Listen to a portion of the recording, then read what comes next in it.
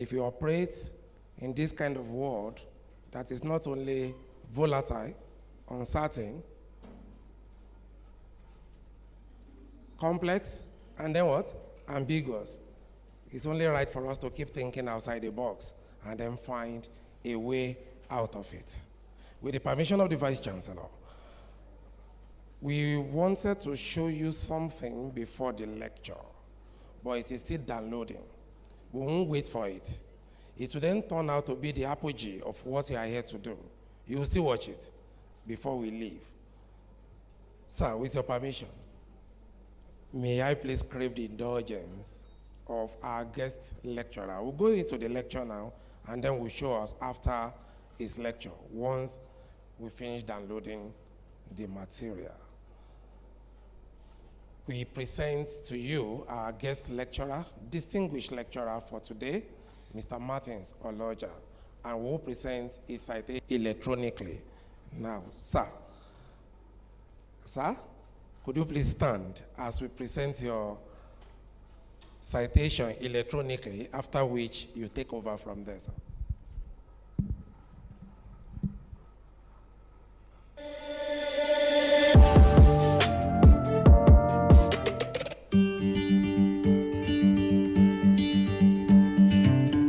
Martins OLOJA is a distinguished journalist and media consultant with extensive experience in editorial leadership and public speaking. He has held prominent positions in several reputable Nigerian media organizations, including serving as the editor of the Guardian newspaper and as the managing director and editor-in-chief of the Guardian itself. His editorial expertise extends to his role as senior editor of The Source and a columnist for various publications, and presently is Inside Stuff Weekly in The Guardian. A fellow of the Nigerian Guild of Editors and a member of the National Association of Black Journalists in the United States, OLOJA has made significant contributions to journalism in Nigeria. He has been a key figure on the Guardian editorial board, where he served as chief editorial writer, shaping public discourse on critical issues. OLOJA's academic background includes degrees from the Universities of Lagos and Liverpool, UK. He's not only also has received numerous accolades for his work, including the Nigerian Media Merit Awards in 1998 and 1999, as well as the Dames Columnist of the Year Award in 2017. In addition to his acted as an external examiner for the Nigerian Institute of Journalism from 2015 to 2019 and is a regular analyst on radio and television. His expertise has also been sought internationally, having served as an editorial consultant to South Africa's Broadcasting Corporation. OLOJA continues to be a prominent voice in Nigerian journalism, influencing both media practices and public policy discussions.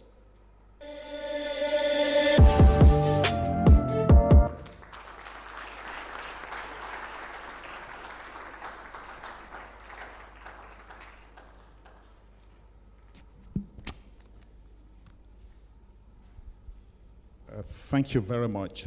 I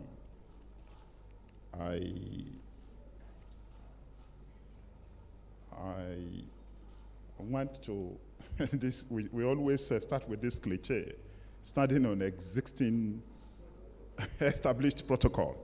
However, I would like to, before the protocol, I would like to recognize one of our ancestors, Professor Isuzu.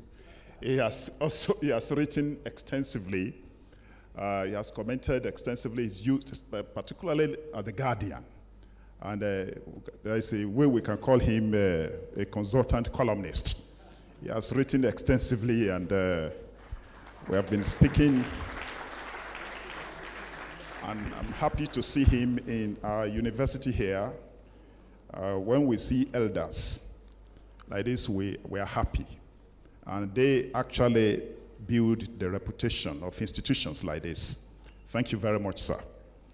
And I consider it a great honor and privilege, as a form of protocol, to have been invited to give this lecture. And this is especially more so, given this distinguished audience that we have this morning, and students for considering me worthy of this remarkable lecture. And first and foremost, I would like to salute the courage and vision of the former governor of Ondo State, Dr. OLOJA, who had in 2014 looked into the seeds of time and seen the strategic importance of setting up this specialist university. If he is present here today, he should take a bow and thank God for the grace that propelled the founding of this pearl of inestimable value. Indeed, I think it's a jewel now. Reason? So most political leaders who want to set up universities in their domain, say now, they always ask for a University of Medical Sciences because somebody saw this some years ago and began in Ondo State. And while I was reading through the draft of this paper on Monday, there was even a breaking news that the immediate past Deputy President of the Senate, Senator Ovie Omo Agege, was celebrating an approval of the University of Medical Sciences in his constituency. This is the way people have taken this kind of university now. And you will recall that even when President Muhammadu Buhari was leaving office, he visited Ebonyi State. And among other things, he saw a University of Medical Sciences that the current Minister of Works had set up. And he looked at everything and told the then governor of Ebonyi State that he would not be able to manage this university. He took it over and made it a federal University of Medical Sciences. You will see David Umahi now, Minister of Works.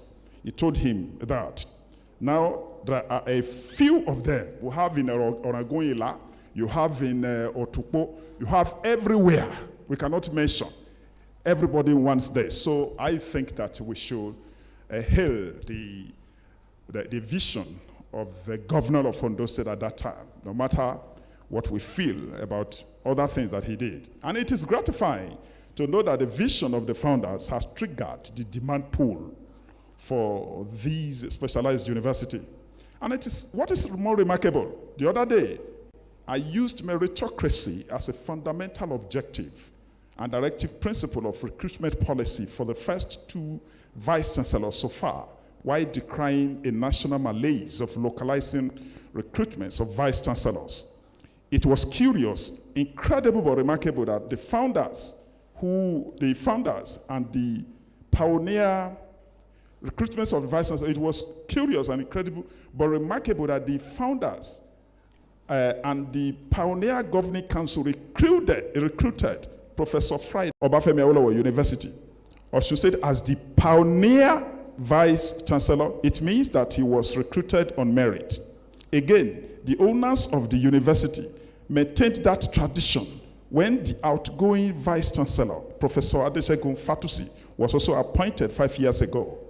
He is also from Obafemi Awolowo University and hails from Ogun State, Nigeria. I'm aware that some scholars in and outside the university do not like this meritocratic policy.